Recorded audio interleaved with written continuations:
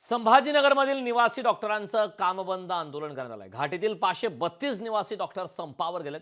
कोलकात्यातील घटनेच्या निषेधार्थ कामबंद आंदोलन करणाऱ्या डॉक्टरांच्या आंदोलनामुळे रुग्णसेवेला मात्र फटका बसला. माड, छत्रपती संभाजीनगर व माड, महाराष्ट्र स्टेट या सर्वांनी बेमुदत असा संप पुकारलेला आहे. प्रामुख्याने आमच्या एक 3-4 मागण्या आहेत, ज्यामध्ये सर्वप्रथम एक मागणी आहे की जी घटना घडलेली आहे कोलकात्यामध्ये तिची निष्पक्षपणे CBI मार्फत चौकशी करण्यात यावी. कारण जे लोकल लेवलवरती ज्या पद्धतीने या गोष्टीची इन्व्हेस्टिगेशन केली जाते त्याच्यामध्ये थोडंसं साशंका आढळून येत आहे. त्यामुळे निष्पक्षपणे CBI मार्फत चौकशी करण्यात यावी. त्याचबरोबर जे आंदोलन करतात त्यांच्यावरती कारवाई करण्यात यावी, त्यांच्यावर नोंदवलेले गुन्हे मागे घेण्यात यावे.